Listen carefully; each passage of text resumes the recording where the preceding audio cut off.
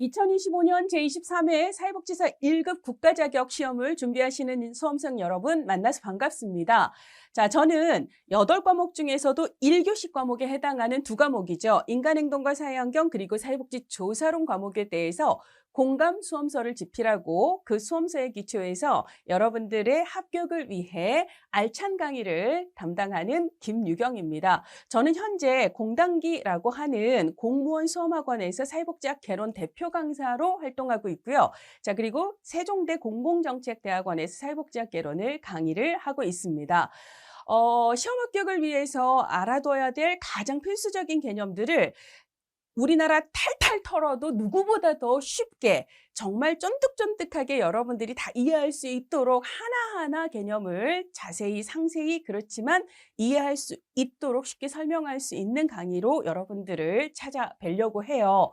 자, 그래서 여러분들이 시험을 위해서 알아야 될 개념들 이해할 수 있도록 자, 그리고 여러분들이 시험 합격을 위해서 요거 정말 꿀팁이다 라고 생각할 만한 그런 꿀팁들을 여러분들에게 아낌없이 대방출을 할 예정입니다. 자, 그러면 여러분들은요, 내년 시험, 2025년 시험에 한 방에 붙겠다라고 하는 명확하고 확고한 목표 장착하시고요. 자, 그리고 불타는 눈빛 장착하셔야 되죠. 그래서 누구보다 집중해서 제 수업을 듣고 그리고 제가 알고 있는 기본적인 개념들에 대한 이해와 꿀팁들을 모조리 여러분들이 흡수를 해서 내가 2025년 23회에서 누구보다 좋은 성적으로 합격하겠다라는 그런 생각으로 여러분들 강의에 따라오시면 좋을 것 같습니다. 자, 그래서 여러분들이 지금부터 공부하시는 기간 동안 다른 어떤 사람들보다도 즐겁게 공부하고 확실하게 합격할 수 있도록 저 최선을 다할 거거든요. 자, 그러니까 여러분들 저만 최선을 다해서 되는 게 아니에요. 그쵸? 그러니까 여러분들도 내년 합격을 위해서 제 강의를 모조리 흡수하겠다라고 하는 확고한 목표의식 아래서 같이 저와 함께 파이팅을 하도록 합시다. 자, 이번 시간에는요, 1교시 과목에서 우리 두 번째 시험 과목이죠. 사회복지 조사론 과목에 대한 기본적인 OT를 진행을 해보도록 하겠습니다. 공감 수험서는 대체로 8과목 모두가 대략 한 10장에서 11장의 구조로 구성이 되어 있습니다. 사회복지 조사론도 그렇고 인간행동과 사회환경도 그렇고 둘 다 11장까지로 구성이 되어 있는데요. 기본적으로는 대부분의 과목에서 그렇듯이 각 장마다 골고루 시험 문제가 출제되는 패턴이 있습니다. 자, 그중에서도 그럼에도 불구하고 조금 더 시험 출제 비중이 높아서 내가 한정적인 시간을 어디다가 몰빵하는 게 조금 더 효율이 좋을까? 이런 것들은 이런 설명을 좀 참고를 하셔서 여러분들이 파악을 하시는 게 좋겠죠. 자, 일단 사회복지조사론의 1장에서는 과학적 방법이 뭐지? 자, 그리고 과학적 방법은 어떻게 하는 거지? 우리가 과학적 조사를 할 때는 어떤 윤리 원칙을 지켜야 하는 거지? 그리고 과학이 뭔지에 대해서 철학적인 입장들은 어떻게 나뉘는 거고, 그리고 그 과학 중에서도 사회과학은 또 어떻게 해야 되는 거지? 즉, 사회과학은 자연과학하고 비슷하게 하면 되는 건지, 사회과학은 대상이 아무래도 다르기 때문에 자연과학이랑 좀 다른 방식으로 진행을 해야 되는 게 맞는 거 아닌지, 이런 것들을 다루고 있습니다. 자, 그래서 컨텐츠 기본적인 내용은 크게는 4가지예요. 첫 번째 과학적 방법은 뭔가, 그리고 과학적 방법을 통해서 산출하고자 하는 지식의 속성 혹은 특징은 어떠한가를 다룹니다. 자, 그리고 사회조사에서의 기본적인 윤리적인 원칙들, 그리고 과학 철학들, 사회과학 패러다임이라고도 얘기하고요. 사회과학 연구 방법론이라고도 얘기하고 사회과학 인식론이라고도 얘기를 하는데 최근 시험에서는 주로 사회과학 패러다임이라는 말을 더 많이 쓰는 것 같아요. 이렇게 4개의 주제에서 굵직하게 시험에 나온다라고 생각을 하시면 돼요. 그래서 여러분들이 각 챕터의 기본적인 주제, 그 하위절들 있잖아요. 이것들이 기본적으로 굵직하게 시험이 출제되는 테마들이라고 생각을 하시면 되겠습니다. 2022년 시험에서는 이 1장에서 2문제가 나왔고요. 2023년도에도 2문제가 나왔습니다. 그리고 2024년 가장 최근 시험에서는 1장에서 3문제가 나왔습니다. 상대적으로 이전에 비해서 최근 시험에서는요. 과학 철학과 사회과학 패러다임 쪽을 이전에 비해서 조금 더 비중 있게 내는 그런 경향이 있어요. 자, 그래서 이제 아무래도 1, 2, 첫 번째, 두 번째 주제보다는 철학이나 패러다임 쪽으로 가면 공부할 때는 좀 어려워요. 근데 최근 경향이 그러하기 때문에 여러분들 이 전체적인 내용들을 잘 이해하는 데 초점을 두실 필요가 있겠습니다. 자, 그다음에 이제 2장에서는 우리가 사회조사를 할 때 사회조사가 굉장히 다양한 기준에 의해서 이렇게도 구분되고 저렇게도 구분되고 저렇게도 구분되고 구분되는 기준에 따라서 유형 분류가 굉장히 다양해요.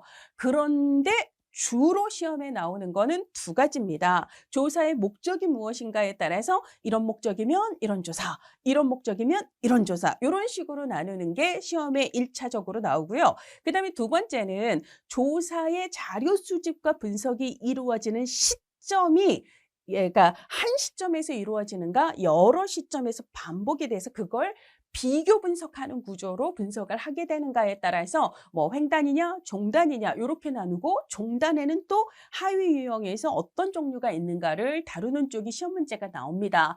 물론 우리가 조사를 할 때 수집하는 데이터, 즉 자료가 좀 질적인 속성을 갖는가 양적인 속성을 갖는가에 따라서 질적 조사, 양적 조사로 구분하는 것도 시험 문제 많이 나오긴 해요. 그런데 이 책의 가장 끝 챕터인 11장에서 질적 조사라고 하는 건 별도의 챕터로 다루고 걔는 조금 다른 비중으로 시험 문제에 더 많이 출제되는 비중이 있기 때문에 2장에서는요. 질적이냐 양적이냐라는 구분보다는 조사의 목적에 따라서는 어떻게 구분이 되는지 그리고 자료가 수집돼서 분석되는 시점에 따라서는 또 어떻게 조사가 구분되는지를 중심으로 해서 사회조사의 유형을 다룰 겁니다.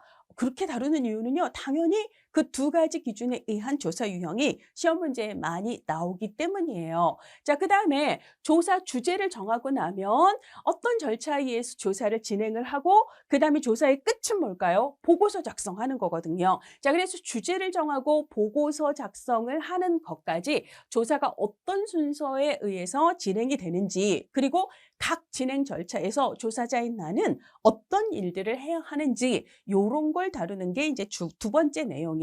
자, 그리고 조사를 할 때 아까 우리가 조사에서 자료를 수집하고 그리고 수집된 자료를 분석한다라고 얘기를 했어요. 자, 그런데 자료를 분석할 때 내가 개인 단위의 자료를 분석하는지 아니면 조직 간의 차이나 집단 간의 차이나 국가 간의 차이나 지역사회 간의 차이나 이런 것들을 주로 분석하는지에 따라서 우리가 크게 보면 개인 분석 단위가 있고요. 집단, 뭐 국가나 지역이나 조직이나 학교 간 차이 같은 경우는 집단을 분석한다라고 얘기를 해요. 자, 그래서 개인이냐 집단이냐 혹은 사람이 아닌 것들 있잖아요. 뭐 예를 들자면 여러분들이 사회복지사 1급 강의는 어디가 제일 나은가 해서 땡땡땡 땡땡땡 땡땡땡 쪽에 강의 영상 샘플하고 그다음에 지금 공감 수험 강의의 강의 샘플을 여러분들도 나름대로 샘플 강의를 들어보면서 평가를 하잖아요. 자, 그러면 여러분들은 강의 영상에 대한 이런 것들을 평가를 하게 되기 때문에 예를 들어 강의를 평가한다거나 내지는 교재를 평가한다거나 혹은 환경을 평가한다거나 색감을 평가한다거나 이런 것들을 평가할 수가 있게 되는데 이런 것들은 분석 단위가 사람이 아닌 것들이 되는 거죠. 자, 그래서 이걸 사회적 가공물이라고 얘기를 하는데 자, 조사의 분석 단위로는 개인이냐 집단이냐 혹은 사회적 가공물이냐 이런 것들을 다루는 내용이에요.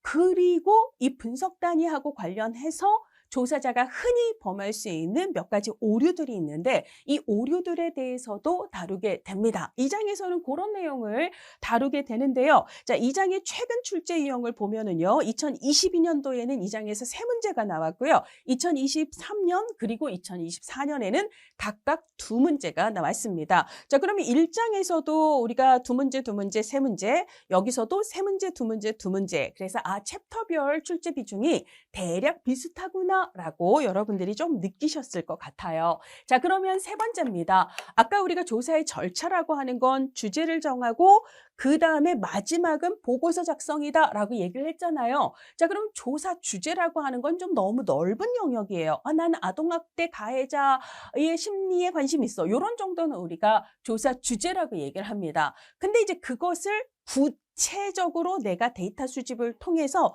답을 찾고 싶은 문제로 만들어야 되거든요. 자, 그래서 우리가 조사 주제 다음 절차는 조사 문제를 설정하는 거고요. 자, 그 다음에 우리가 주로 양적인 조사, 아까 이제 자료의 성격에 따라서 질적 조사, 양적 조사 구분했는데요. 주로 양적 조사에서는 이 조사 문제를 해결하는 과정에서 조사 가설을 세운다라고 얘기를 하게 됩니다. 자, 그래서 조사 절차의 거의 첫 번째 관문이라고 얘기할 수 있는 조사 문제 어떻게 설정하지? 그리고 선행 이론이나 연구 결과에 기초해서 가장 논리적이고 개연성 있을 만한 조사 가설을 어떻게 설정하면 되는 걸까? 그럼 일반적으로 조사 가설은 어떤 식으로 구성이 되는 거지?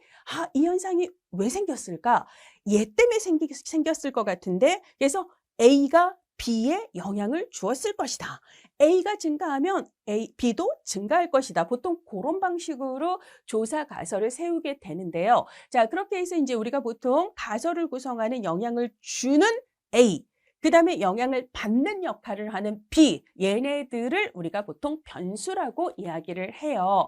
자, 그래서 변수의 종류에는 가설에서 원인의 역할을 하는 변수를 독립변수라고 얘기를 하고, 그 다음에 결과의 역할, 영향을 받아서 변하는 역할을 하는 그 변수를 종속변수라고 이야기를 하게 됩니다. 자, 그럼 A가 B에 영향을 줄 것 같아라고 가설을 세웠는데 그거 어떻게 확인하죠? 그러니까 조사를 한다라는 건 결국 그 가설을 증명하기 위해서 데이터, 즉 자료를 수집해서 분석을 해야 되거든요. 그럼 도대체 구체적으로 얘를 어떻게 자료 수집을 할 것인가? 얘를 우리가 보통은 측정한다라고 얘기를 합니다. 부모의 부부관계가 좋으면 자녀의 심리적 안정이 좋을 것이다. 이렇게 가정을 했을 때 애가 심리적으로 안정이 되는지 아닌지를 어떻게 확인하죠?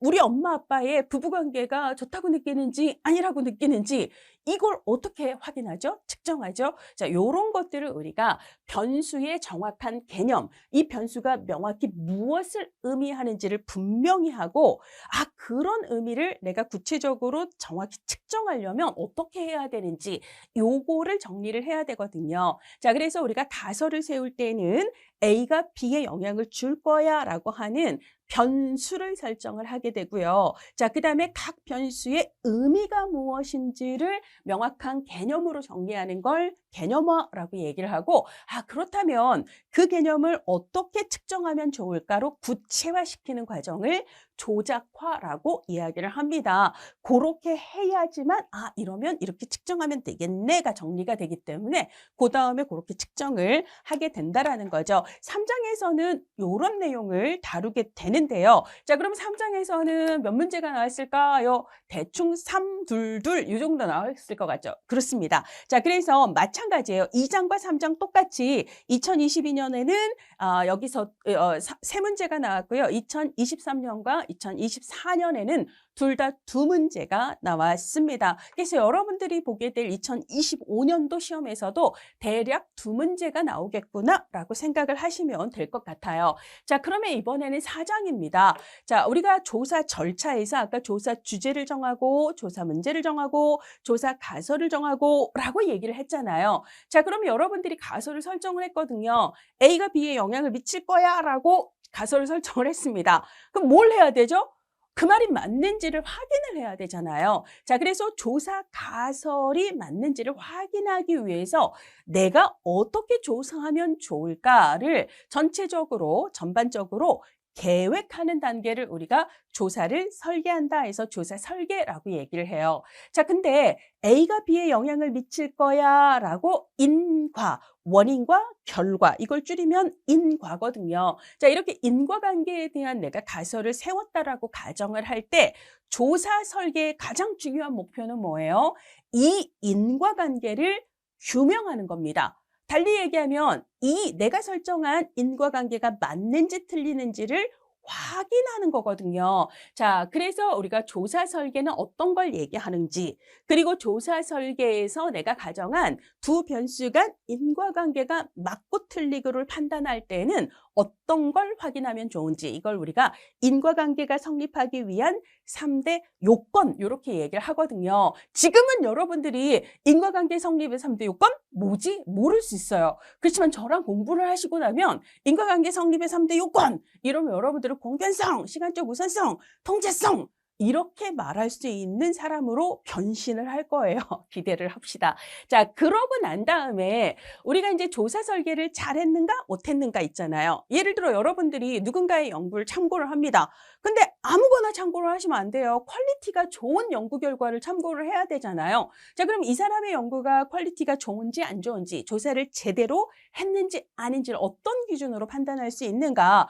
조사 설계를 잘한 연구여야 되거든요. 이 조사 설계를 잘했나 잘못했는가의 가장 중요한 기준이 내적인 타당도가 높은지, 그리고 외적인 타당도가 높은지 이렇게 평가를 하게 됩니다. 자, 내적 타당도라고 하는 것은요, 우리 조사자가 신이 아닌 이상 뭐 자신이 관심 있는 모든 현상을, 모든 사람들을 다 조사할 수는 없어요. 그러니까 결국은 그 사람은 특정 시점에 특정 지역의 특정 사람들 몇 명을 조사를 하게 되는 거거든요. 어쨌거나 그 사람이 조사한 사람들과 상황과 시점 내에서 본인이 설정한 가설의 인과관계를 얼마나 타당하게 검증을 했는가를 의미하는 게 내적 타당도가 됩니다. 자, 그러면 이 연구는 내적 타당도가 좋아요. 일단 1차 관문은 합격을 한 거거든요. 두 번째로 뭘 해야 되는 거죠? 이 사람이 연구한 시점에서는, 이 사람이 연구한 조사 대상자 내에서는, 혹은 이 사람이 연구한 상황과 지역에서는 A가 B에 영향을 미치는 걸로 나타났는데, 즉 내적 타당도가 있는 걸로 나타났는데, 과연 다른 시점에서 또 조사를 해도, 다른 지역 가서 내가 다시 조사를 해도, 또 다른 사람들을 모집해서 조사를 해도 같은 결과가 나올까? 이걸 우리가 세 글자로 일반화라고 얘기를 해요. 이 결과에 대해서 어느 정도 일반화가 가능할까? 를 따져야 되는데 이 개념을 우리가 외적 타당도라고 이야기를 하게 됩니다. 자, 그래서 4장에서는요. 조사 설계가 뭐지? 조사 설계에서는 인과관계를 검증하고 싶어 하는데 적어도 변수 간의 인과관계가 성립하려면 어떤 요건들이 충족이 되어야 하는 거지?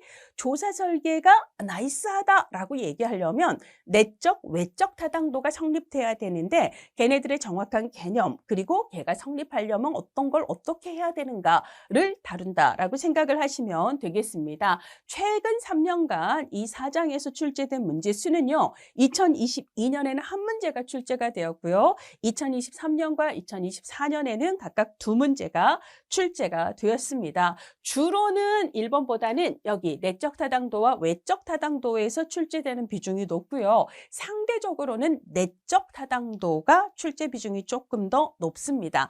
자, 이번에는요. 5장으로 가도록 할게요. 조사 설계에는 굉장히 다양한 유형이 있는데요. 우리가 앞에서 얘기했던 내적 타당도 이거 있잖아요. 1차 관문을 통과해야 되는데 야, 얘 내적 타당도 높네. 이렇게 얘기를 해야 되잖아요.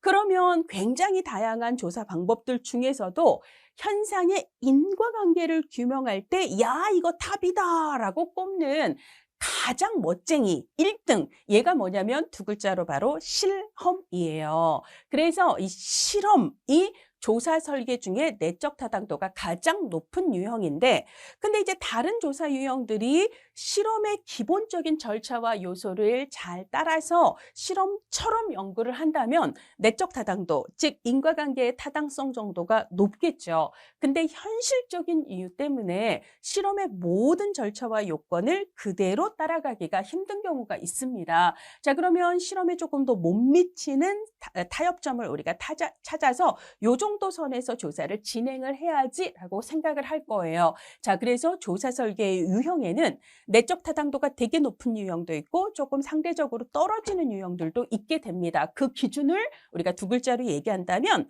실험이에요. 실험에 얼마나 가까운가 가깝지 않은가에 따라서 야, 내적 타당도 높다.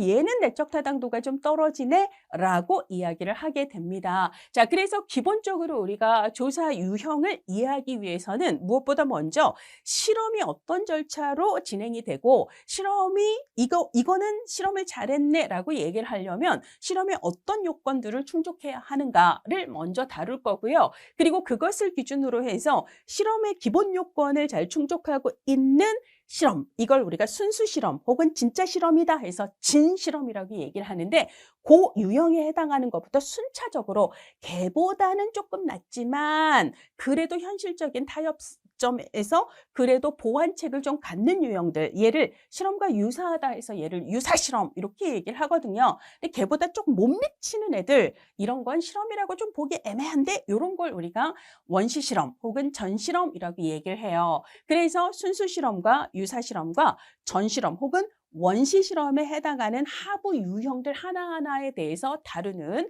내용들을 담고 있습니다. 자, 그래서 이제 5장의 유형에서는 2022년도와 2024년도에는 두 문제가 나왔고요. 2023년도에는 한 문제가 출제가 되었습니다. 자, 이번에는 6장인데요. 6장은 뒤에 나오는 10장, 욕구조사와 평가조사를 다루고 있는 10장과 더불어서 이 전체 11장 중에서는 출제 비중이 상대적으로 낮은 게 6장이에요.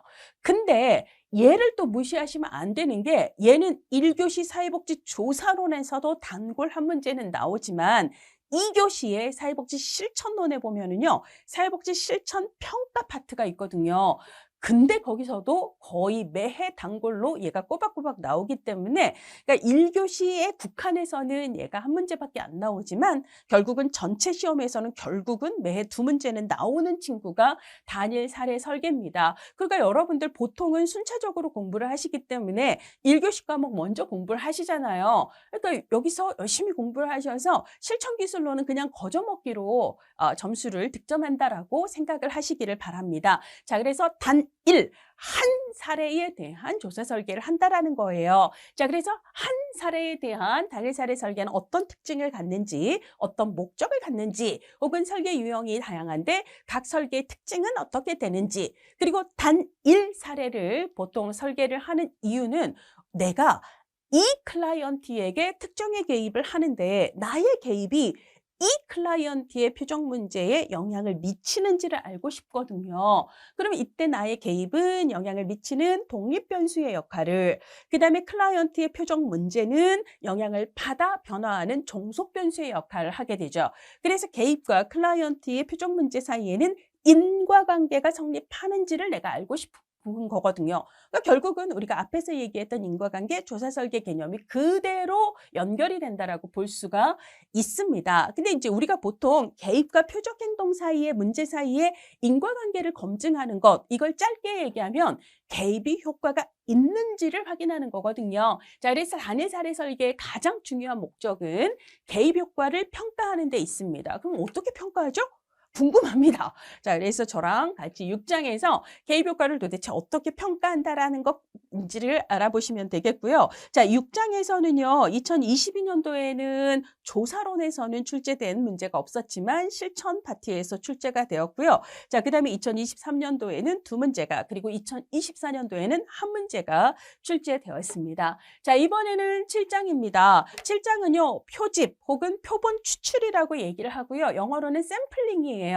자, 이거를 다루게 되는데요. 자, 세 개의 절로 구성이 되고 있습니다. 가장 기본적으로는 표집을 이해하기 위해서 우리가 알아야 될 기본적인 용어인데요. 2024년 시험 문제에서는 특정의 사례를 주고 이 사례를 용어와 옳게 매칭시키는 이런 식의 문제가 출제되기도 했습니다. 자, 그래서 전체적으로 용어의 개념을 이해를 해야 되고요. 자, 이 기본적인 용어들 중에 우리가 표집이라고 하는 것은 내가 관심 있는 현상을 구성하는 모든 사람들을 모집단 이렇게 얘기를 하는데요. 우리가 신이 아닌 이상 그 모든 모집단을 다 조사하는 건 불가합니다. 그렇죠? 물론 모집단 자체가 사이즈가 작을 때는 그때는 모집단에 대한 전수조사를 할 수 있지만 일반적인 사회조사에서는 규모가 큰 집단에 대해서 전수조사하기는 힘들거든요. 자, 그래서 모집단에서 우리가 표본을 표집해서 조사를 하게 되는데, 그럼 여러분들은 원래 알고 싶은 건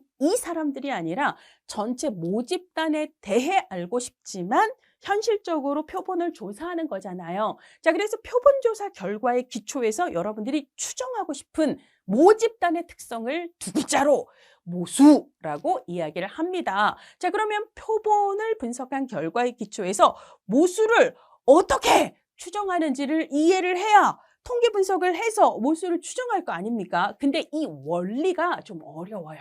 그래서 예전에는 이쪽에서 계속 시험 문제가 나와서 다들 멘붕이 와서 막 포기하시는 분들이 많았는데 그래도 너무 다행인 게 전체 조사로 내용 중에서 가장 어려워라 하는 게 이쪽이거든요.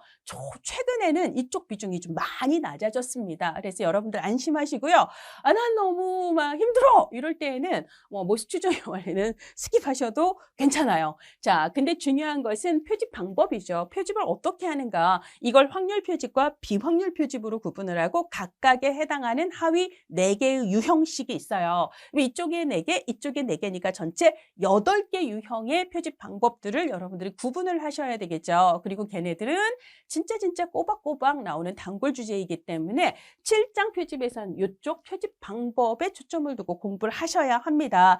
자, 그래서 7장에서는 상대적으로 앞에 챕터보다는 문제가 많이 나왔는데요. 2022년도에는 4문제, 그 다음에 2023년과 2024년에는 3문제가 각각 7장에서 출제가 되었습니다. 그러니까 현재까지의 스코어로 보면 7장의 출제 비중이 가장 높은 건데요.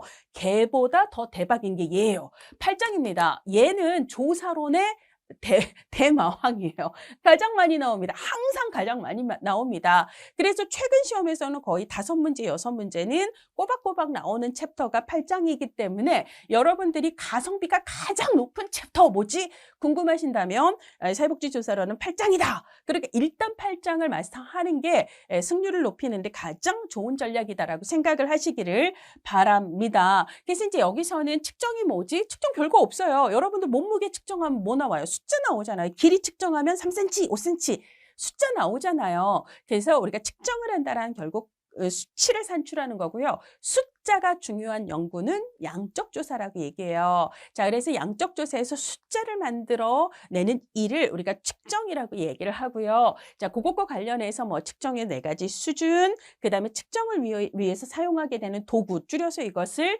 척도라고 얘기를 하게 되는데 사회조사에서 사용하는 대표적인 척도에는 어떤 것들이 있는지 이런 걸 살펴볼 거고요. 자, 그다음에 우리가 앞에 4장에서 조사 설계 얘기하면서 조사 설계 잘했네. 이거 기준 2가지 뭐라고 얘기를 했죠? 얘기하셨나요? 여러분 대답을 하셔야 돼요. 왜냐하면 이게 OT 강의이긴 하지만 전체적으로 가장 핵심적인 개념을 지금 여러분들한테 간단하게라도 설명을 드리고 있기 때문에 이것부터 이해하시는 게 중요합니다. 자, 그래서 우리가 조사 설계를 잘했나 못했나의 기준은 내적 타당도, 외적 타당도라고 얘기를 했고요. 내적 타당도는 인과관계를 잘 규명했는가? 외적 타당도는 얘를 일반화할 수 있는가? 이게 키워드다라고 앞에서 설명을 했어요. 그거 밑줄 쫙 하시고 별표 치시고 공부를 해 두셔야 돼요. 자, 이번에는요. 우리가 측정을 했는데요. 예를 들어 내 몸무게가 60인데 내가 특정 저울, 측정 도구에 올라가서 몸무게를 측정했더니 얘가 50이라고 알려주는 거예요. 그럼 측정을 잘했나요? 실제 몸무게가 60kg인데 얘가 50이라고 측정값을 보여주면 측정이 잘못된 거잖아요. 그렇죠? 그러니까 우리가 측정도 그냥 측정해주는 점수를 믿고 어머 50인가 보다 요렇게 조사를 하시면 이 조사는 믿을 수가 없습니다. 따라서 우리가 조사 결과, 즉 통계 분석 결과의 그 수치들의 결과값을 신뢰할 수 있기 위해서는요. 측정을 잘했는지부터 따지셔야 돼요. 자, 그래서 우리가 측정을 잘했는가 못했는가를 따지는 2가지 기준이 나오는데 이게 바로 신뢰도와 타당도입니다. 자, 그래서 신뢰도라는 건 뭐고 타당도라는 건 뭔가 궁금하시죠? 제가 여기서 입이 간질간질합니다. 알려드리고 싶지만 벌써 거의 30분이 지나고 있기 때문에 저 원래 한 15분이나 20분만 하려고 했는데 말하다 보니 너무 길어져가지고 그래서 여러분들은 그냥 궁금해 하시고요. 실제 시험에서 이제 수업에서 신뢰도와 타당도의 의미에 대해서 명확하게 구분을 하는 걸로 하겠습니다. 자, 우리 8장에서는요. 2022년과 2023년에는 각각 6문제가 나왔어요. 진짜 꿀입니다. 자, 그 다음에 2024년에는 한 문제 빠지고 5문제가 나왔어요. 진짜 많이 나오는 챕터입니다. 자, 그 다음에 이제 9번은 자료의 영어 표현은 데이터예요. 아까 제가 데이터에는 질적인 데이터도 있고 양적인 데이터도 있어서 주로 질적인 데이터를 수집해 분석하는 건 질적조사, 양적인 데이터를 수집해 분석하는 건 양적조사라고 잠깐 말씀을 드렸습니다. 자, 그러면 양적이거나 질적인 자료를 어떻게 수집할 건가? 수집을 해야 분석을 하잖아요. 자, 그래서 자료를 수집하는 대표적인 방법들에 대해서 얘기를 하는 챕터가 9장입니다. 그래서 이제 일반적으로 사회조사에서 사회조사자들이 데이터 수집을 위해서 가장 많이 활용하는 방법이 설문조사. 세 글자로 줄이면 뭘까요? 많이 듣는 얘기예요. 서베이. 서베이를 우리가 설문조사라고 얘기를 해요. 그거를 우편으로 보내서 표기하고 그 다음에 이제 받으면 우편 설문조사라고 하는 거고, 혹은 조사자가 혹은 면접자가 설문지를 달랑달랑 들고 조사자 찾아가서 설문지를 보면서 질문을 하는 것은 면접 설문이라고 이야기를 하게 되죠. 어쨌거나 설문조사에 대해서 다룹니다. 그래서 설문조사가 다른 조사 방법에 비해서 어떤 장단점이 있는지 이런 걸 다루고요. 자, 그 다음에 설문조사는 응답자가 응답하는 형식으로 이루어지죠. 응답한다라는 건 말로 표현하거나 글로 표현하는 거죠. 이런 건 다 언어적 속성에 기초를 하거든요. 그런데 언어로 자기 표현을 하기가 어려운 분들이 있어요. 혹은 언어로 응답하는 걸 거부하는 분들이 있습니다. 혹은 언어로 응답을 하려면 어느 정도는 본인이 그것에 대해서 지각하고 있어야 되는데, 우리는 무심결에하는 행동들이 있잖아요. 그러니까 본인이 행동을 하면서도 본인이 그것에 대해서 인지하고 있지 못하기 때문에 누군가가 나한테 질문을 했을 때 대답을 할 수가 없어요. 자, 그렇기 때문에 언어적인 측면으로만 자료를 수집하는 데는 한계가 있습니다. 그럴 때 그것을 싹 보완할 수 있는 정말 좋은 방법이 관찰이죠. 관찰은 비언어적인 행위에 대한 데이터를 수집하는데 너무 좋은 방법이 됩니다. 근데 어쨌거나 내가 어떤 현상에 대한 연구를 하고 싶을 때 서베이를 통해서든 관찰을 통해서든 인터뷰를 통해서든 자료를 내가 수집해서 분석을 할 수도 있지만, 수집을 안 하고 그냥 분석하는 방법이 있어요. 이걸 우리가 2차 자료 분석이라고 얘기를 하고, 2차 자료 분석에 해당하는 다양한 사례들 중에 우리 시험에 주로 대표적으로 나오는 특정의 유형을 내용 분석이라고 얘기를 합니다. 얘는 뭐냐면 우리가 자료를 수집하는 게 아니에요. 누군가가 혹은 어떤 기관에서 다른 목적으로 이미 수집해 놓은 혹은 만들어 놓은 데이터를 나는 뭐만 하는 거죠? 분석만 하는 거예요. 그런 걸 우리가 2차 자료, 1차 자료는 내가 직접 수집한 자료를 얘기하고요. 2차 자료는 남이 수집한 자료를 얘기를 합니다. 그래서 2차 자료는 수집을 하는 게 아니라 분석을 하는 거다라고 이야기를 하고요. 그래서 시험에서는 간혹 2차 자료 분석을 간접적인 자료 수집 방법이다, 내가 직접 수집하지는 않았다라고 표현을 하기도 하는데요. 그 2차 자료 분석의 다양한 유형들 중에 주로 시험에 나오는 건 내용 분석이라는 방법입니다. 자, 그거에 대해서는 자세한 얘기는 수업에서 말씀을 드릴 거고요. 자, 얘는 시험에 출제되는 비중이 조금 편차가 있어요. 그러니까 편차가 가장 큰 챕터가 9장인 것 같은데요. 2022년에는 한 문제 출제가 되었고요. 2023년에는 두 문제가 출제가 되었습니다. 자, 그러면 2024년에는 몇 문제가 출제가 되었을까요? 한번 찍어보세요. 네 문제가 출제가 되어서 9장은 조금 편차가 있구나라고 생각을 하시면 될 것 같아요. 자, 그 다음에 10장인데요. 10장에서는 욕구조사와 평가조사를 다루는데, 이 내용이 특히 이제 욕구조사 쪽은요, 우리 2교시 시험 과목인 지역사회복지론 있잖아요. 지역사회복지론에서 지역 주민들의 욕구조사 파트가 같은 내용으로 있습니다. 자, 그래서 여기서도 나오고 지역복지에서도 같은 내용의 시험 문제가 나올 가능성이 크다. 예를 들자면 1교시 시험 문제에 욕구조사 문제가 없었다.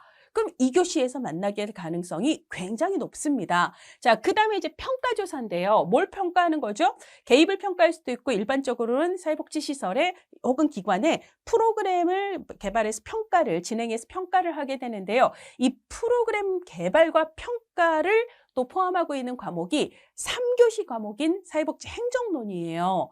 그러다 보니까 평가조사 문제는 주로는 3교시 행정론 파트에서 주로 나옵니다. 근데 간혹 조사론에서 평가조사 문제가 나오기도 하기 때문에 여기다 포함을 시켰을 뿐이에요. 자, 그러니까 전략적으로 여러분들이 평가조사 쪽은 오히려 행정론에서 공부를 하고 조사론에서는 그냥 맞추자라고 생각을 하시고, 조사론에서는 평가조사 그냥 건너뛰고 가셔도 어차피 행정론 가서 다시 만나시게 될 거기 때문에 그렇게 생각을 하시면 좋을 것 같아요. 자, 그래서 보통 사회복지조사론에서는 그나마 좀 상대적으로 더 많이 나오는 건 평가조사가 아니라 욕구조사 쪽이고요. 그래서 그래서 매해 평균적으로 보면 10장에서는 한 문제가 나옵니다. 주로는 욕구조사인데요. 2022년과 2023년에는 욕구조사에서 각각 한 문제가 나왔고 그다음에 2024년에는 둘 다 해서 전혀 나오지 않았어요. 자, 그럼 욕구 평가 안 해도 된다. 이건 아닌 거예요. 그럼 욕구는 지역에서 나왔겠네. 평가는 행정에서 나왔겠네. 라고 생각을 하셔야 되는 거죠. 자, 이번에는 마지막 챕터예요. 우리가 2장에서 조사 유형 얘기하면서 2장 조사 유형에서 주로 나오는 조사 유형 분류의 기준은 조사의 목적이 무엇인가, 그 다음에 자료가 수집돼서 분석되는 시점이 어떻게 되는가, 이걸 기준으로 해서 조사 유형을 나누는 건 2장 챕터에서 주로 다루지만 실제 수집해서 분석하는 데이터의 속성이 질적인 속성이 강한가, 양적인 속성이 강한가에 따라서 분류를 하면 질적 조사와 양적 조사로 구분이 된다. 그리고 그 얘기는 맨 마지막 장인 여기서 하겠다라고 아까 말씀을 드렸잖아요. 자, 그래서 최근 시험에서는요, 사실 양적 조사에게 질적 조사가 시험 출제 과정에서 많이 밀려요. 그래서 우리가 앞에서 했던 얘기들은 죄다 주로는 양적 조사 얘기였고요. 그 다음에 질적 조사는 이렇게 별도의 한 챕터에서 따로 다루는 식으로 약간 서러운 위치에 있는데, 근데 최근 시험 경향에서는 이 질적 조사의 비중을 조금씩 늘려가는, 그리고 질적 조사에서 나오는 문제의 수준, 깊이도 이전보다는, 그러니까 이전이 상대적으로 단순했다면 최근엔 조금 더 깊은 수준의 문제를 내는 방향으로 바뀌고 있는 그런 경향을 보이고 있습니다. 자, 그래서 양적 조사와 비교를 할 때 질적 조사는 상대적으로 어떤 특징을 갖는가? 이 특징은 양적 조사랑 대비하는 구조로 시험 문제에 주로 나옵니다. 자, 그리고 대표적인 질적 조사 방법에는 무엇이 있는가? 요렇게 두 가지 내용이 가장 핵심적인 거고요. 그 사이사이에 우리가 이런 의문을 가질 수도 있어요. 그럼 내가 예를 들어 어떤 현상을 연구할 때 나는 무조건 질적, 무조건 양적, 둘 중 하나만 해야 되는가? 아니면 둘 다를 한 연구에서 할 수도 있는가? 할 수 있어요. 이거를 둘 다 혼합했다 해서 이걸 혼합 연구라고 얘기를 하는데 가끔 몇 년마다 혼합 연구가 나와요. 근데 올해도 혼합 연구가 나왔습니다. 자, 그래서 이제 질적과 양적을 혼합하는 혼합 연구의 특성에 대한 문제가 간혹 몇 년마다 한 번씩 나오기도 하고요. 자, 그다음에 양적 조사에서도 조사 대상을 선정하는 표집이 이루어지지만 질적 조사에서도 우리가 인터뷰를 하거나 관찰할 대상을 선정하는 과정, 표집이 필요하거든요. 자, 그럼 질적 조사의 표집은 양적 조사의 표집과 뭐가 다르지? 요런 것도 시험 문제에 나오는 주제가 되고요. 자, 그다음에 우리가 아까 양적 조사에선 측정, 숫자를 만들어내는 과정, 이걸 측정이라고 얘기했고, 측정값으로 분석한 결과를 믿으려면 이 측정이 신뢰도가 있었는지 타당도가 있었는지를 확인하는 절차가 진짜 중요하거든요. 자, 그럼 질적 조사는 숫자를 산출하지 않으니까, 왜냐하면 얘는 숫자 분석을 하는 연구가 아니거든요. 자, 그러면 얘는 신뢰도고 뭐고 다 필요 없나? 그건 또 아니죠. 자, 그래서 우리가 보통 질적 조사에서는 신뢰도 타당도라는 말보다는 질적 조사의 엄격성이라고 얘기를 해요. 그래서 질적 조사가 얼마나 엄격하게 잘 수행이 됐는가, 혹은 질적 조사의 엄격성을 늘리려면, 증진시키려면 어떻게 해야 되는가, 이런 주제들도 11장 시험 문제에서 나올 수 있는 주제가 됩니다. 그런 내용들을 담아서 11장 챕터에서 제가 자세하게 혹은 쉽고 이해할 수 있게 여러분들에게 말씀을 드릴게요. 자, 11장에서는요, 2022년에도, 2023년에도, 2024년에도 다 두 문제씩이 나왔어요. 그러니까 여러분들이 2025년에 보게 될 시험에서도 두 문제 정도가 나오겠거니? 라고 생각을 하시면 되겠습니다. 자, 이렇게 사회복지조사론의 1장에서 11장까지 어떤 흐름으로 주제 구성이 되어 있고 각 챕터의 출제 비중은 어떻게 되고 각 챕터에서 다루는 내용들은 대략 어떤 것들인지를 설명하느라 제가 여러분들의 귀한 시간을 벌써 40분이나 뺏었습니다. 자, 이게 여러분들 낭비가 아니라 투자였다라는 느낌이 되려면 여러분들이 투입한 40분보다 더 많은 걸 뽑아내셔야 되는 거예요. 자, 그럼 저는 제가 알고 있는 핵심적인 내용들을 던졌습니다. 자, 여러분들이 더 많이 남기기 위해서 실제로 이 내용을 얼마만큼 숙지하는가는 스스로 결정을 하시면 됩니다. 그래서 그런 자세로 모든 강의에는 내가 드는 에너지와 그러니까 시간이 있죠. 어차피 무료 강의이기 때문에 여러분들이 돈을 들여서 강의를 듣는 건 아니지만 그럼에도 불구하고 여러분들의 귀한 시간을 투자하는 만큼 투자한 이상을 이해해서 2025년에 무조건 합격하시기를 바랍니다. 자, 그러면 세부적인 각 챕터의 내용은 저와 함께 렛츠고입니다. 같이 가보도록 할게요.